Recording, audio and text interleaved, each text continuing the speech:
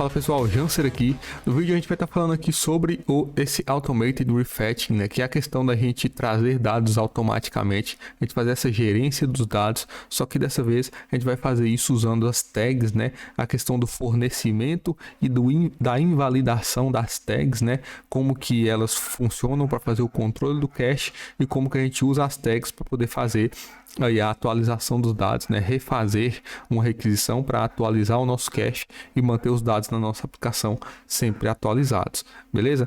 Então a documentação eu vou deixar na descrição.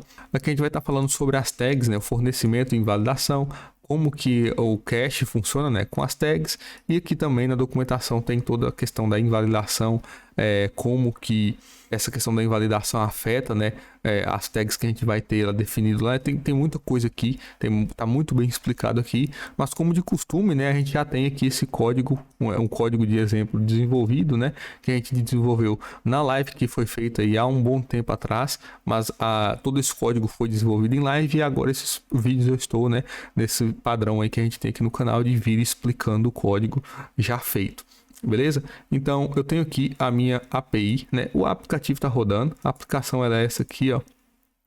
É basicamente uma listagem de usuário, onde eu consigo adicionar e fazer o delete, né? Não é um CRUD completo, porque não tem o update, mas é o exemplo que a gente tem aqui, que a gente desenvolveu para estar fazendo uso aí do Redux Toolkit Query, certo? Então se a gente volta aqui para analisar o código, a gente vê que bem aqui no início a gente tem essa propriedade aqui, né, do Create API, que é a tag types. Essa tag types ela é uma lista, né, um array, e a gente pode passar aqui uma ou várias strings, né, ou objetos, né? Então, por exemplo, aqui eu estou fornecendo, eu falando que o tipo da tag pode ser users.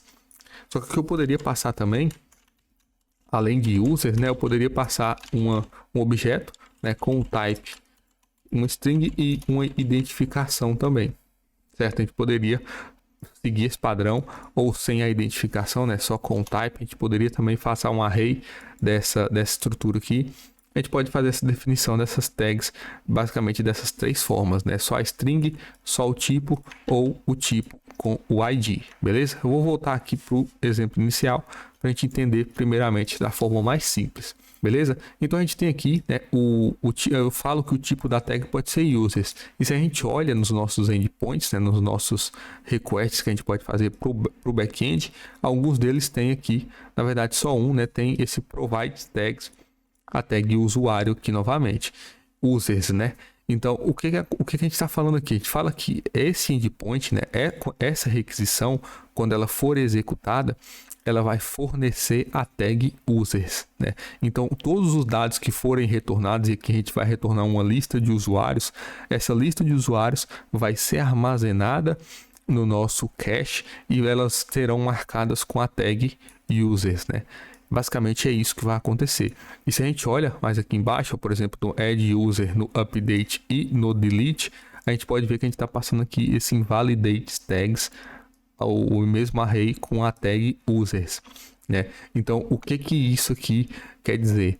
Quando eu executar, por exemplo, aqui esse add user, né? Quando eu adicionar um usuário, eu vou invalidar a tag users, né? Basicamente isso que eu estou falando. E quando eu invalido essa tag, se eu tenho algum dado marcado com essa tag armazenado em cache, que no caso da nossa aplicação a gente vai ter essa lista de usuários, essa lista de usuários que está marcada com a tag users vai ser executada, né? Tipo, a função que forneceu essa tag, ou seja, a função getUsers, ela vai ser executada novamente, automaticamente, pelo próprio Redux Toolkit Query, e vai armazenar esses dados no nosso cache, né? na nossa store ali, que vai estar armazenando.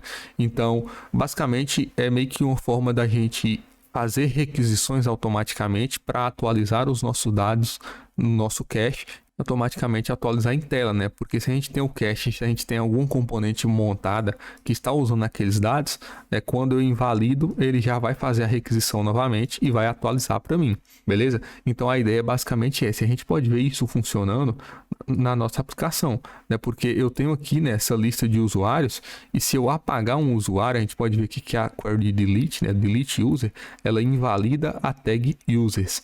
Beleza? E se a gente abre aqui o nosso servidor eu estou rodando aqui, né, um JSON Server, ele faz o log aqui, né, das requisições, ou seja, quando eu abri aqui o app, ele fez, né, uma requisição, né, aqui um get no /users, pegando a lista de usuários, beleza? E renderizou aqui. Então aqui quando eu apagar, né, quando eu fazer o delete de algum usuário, ele vai fazer a requisição de deleção, né, pro /delete, vai fazer uma requisição do tipo delete no /users, o ID do usuário que eu quero deletar.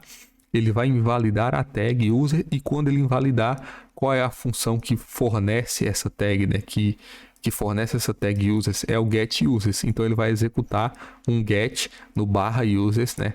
Aqui o get users é um query, né? Isso aqui foi abordado em aulas passadas, mas isso aqui é uma solicitação do tipo get no na rota, né? No endpoint aqui /users. Então ele vai executar isso aqui automaticamente, vai buscar os valores atualizados e vai atualizar a minha lista. Porque nesse momento a gente não tem o tratamento de quando eu executar esse delete aqui, eu já apago o item que foi apagado, né, localmente. A gente faz tudo através do back-end, né? Eu atualizo esses dados por meio do meu back-end. Então, se a gente olha na tela, aqui na listagem, a gente pode ver que eu só tenho uma flat list com data, né? E esse data aqui vem do nosso useGetUserSquare.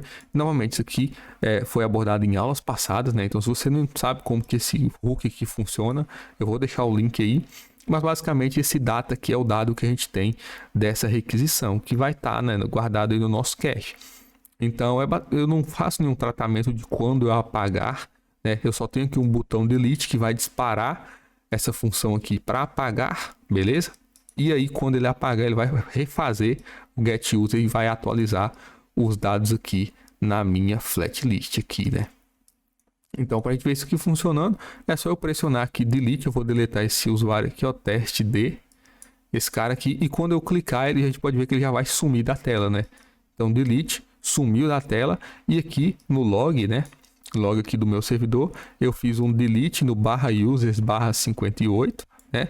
E logo depois eu fiz um get em /users para pegar essa lista de usuário atualizada, né? Que seria a lista de usuários sem o usuário que eu deletei. Beleza? Então, basicamente, essa questão das tags vai ajudar a gente nisso. Só que aí a gente tem um problema, né? Porque se eu tenho, por exemplo, se eu tiver aqui, ó, eu vou copiar aqui e colar. Eu vou chamar isso aqui de getUsers2, tá? Mas se a gente tem duas funções que fornecem a mesma tag, a gente começa a ter problemas aqui, né? Porque ele vai executar esses dois métodos aqui, sendo que ele só precisava executar um, né? E aí a gente começa a ter tráfego no nosso back-end desnecessário, né? Então a forma que a gente tem para resolver isso é usando aquela terceira, né, opção que eu dei aqui do tipo da tag, que não é só uma string, né? Ela é um objeto, essa aqui, ó. Ele é um objeto com um tipo e com uma identificação, certo? Por quê? Porque com essa identificação eu vou conseguir identificar, né? Claro, qual foi realmente o endpoint que está fornecendo aquela tag com aquela identificação, certo? Então aqui em cima, né, no tag types, ele vai ficar desse mesmo jeito.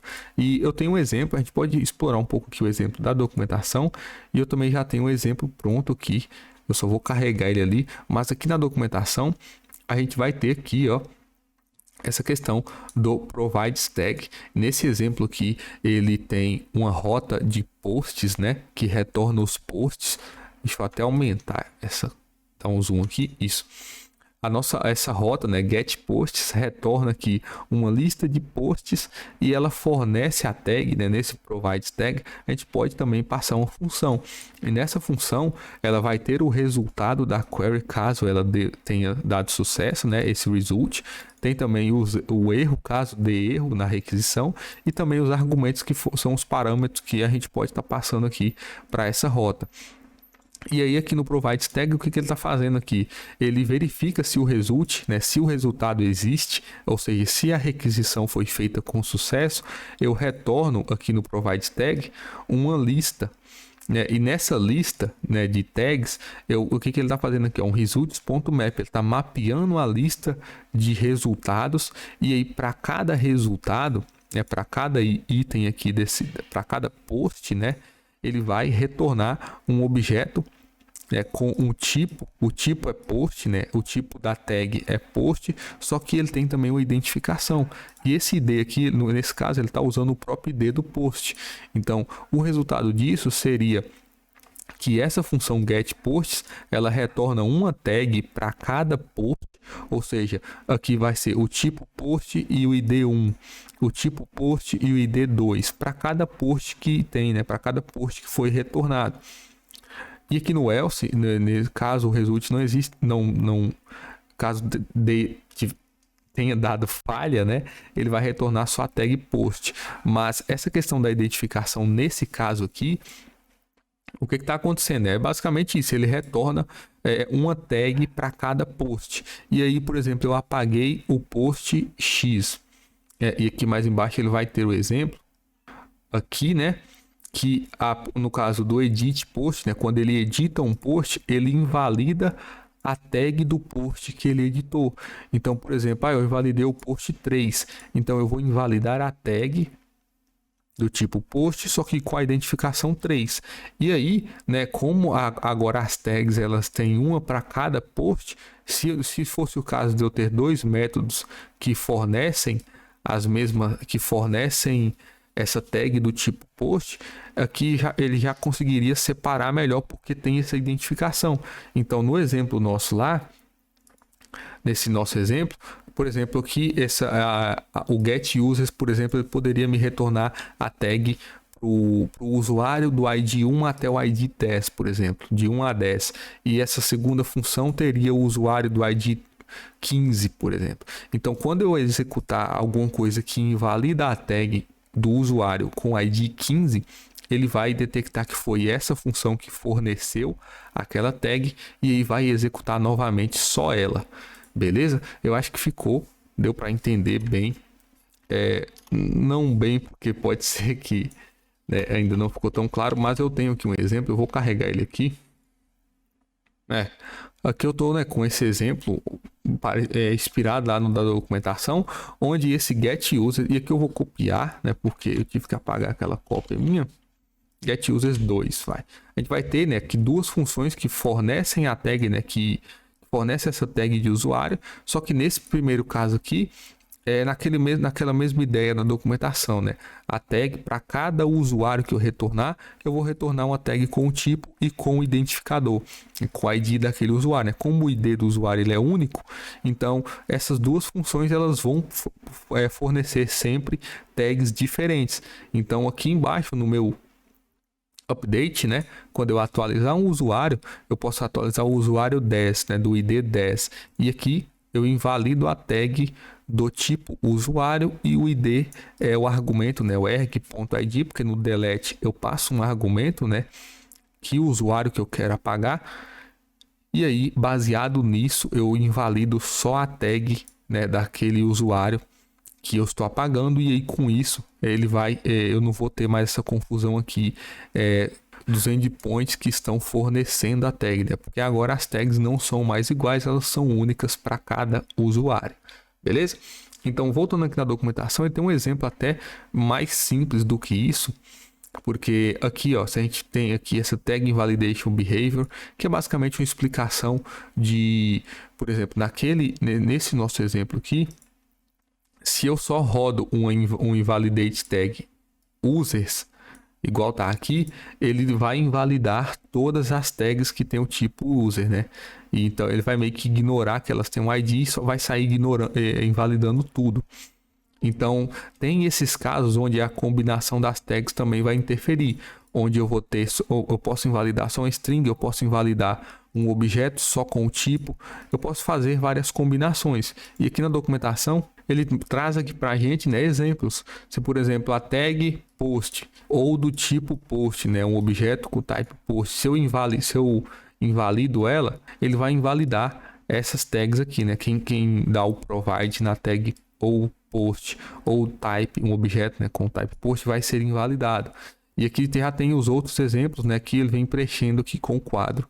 Nos casos onde, ao invalidar uma tag de uma forma, ele vai invalidar outra tag de outra forma, certo? E mais aqui embaixo tem uns exemplos melhores, Tem os exemplos aqui embaixo, né? Que, por exemplo, eu tenho a tag, se eu rodo invalidate lá na string post, eu vou invalidar também o objeto com type post, o objeto dessa forma aqui com type post, o id1, enfim, né? Todas essas combinações aqui, certo? E tem um exemplo, né? Outro exemplo aqui na própria documentação, que ao invés da gente usar o id, a gente pode usar aqui um string, né? E nesse caso aqui é uma string, nesse exemplo que ele dá, né? É a string list. Então, no exemplo, ficaria algo dessa forma aqui, ó. Esse get users, por exemplo, ele vai fornecer para a gente, deixa eu até apagar aqui, ele vai fornecer para a gente a tag aqui do type users, certo?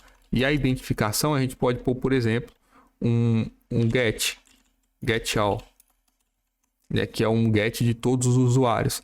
E esse segundo aqui, né, esse segundo request, ele pode fornecer a tag, por exemplo, ao invés de get all, só seria um get all 2, por exemplo, seguindo o nome aqui, né, que tá um get user 2, get all 2. Então todos os dados que vierem dessa requisição vai ser do tipo usuário, mas vão ter um ID diferente.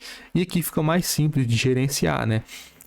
Fica mais simples de gerenciar, né? E em alguns casos, em outros não. Porque nesse caso, por exemplo, do update, se a gente invalidar o tipo usuário e o ID, o getAll2, né? Esse ID aqui, ele vai apagar, ele vai refazer essa requisição, né? E pode ser que o dado tenha vindo da requisição de cima. Então, assim, tem muita questão de casos e casos, né? A gente pode ganhar de um lado, mas aí a gente aumenta a complexidade ou não. Então, isso aí vai variar e vai depender aí da sua aplicação e de como que você quer abordar isso, beleza? Então, a ideia para essa aula foi isso. Aqui eu vou deixar a documentação para você dar uma explorada aqui mais a fundo, né? Principalmente essa questão aqui da invalidação, e quando eu invalido uma coisa e ele invalida outras, né? Em consequência, nesse exemplo aqui, você dá uma explorada melhor caso não tenha ficado claro para você, beleza? Então, para essa aula é isso, eu espero que eu tenha ajudado. Qualquer dúvida, pode deixar um comentário logo abaixo. E é isso aí, muito obrigado e até a próxima.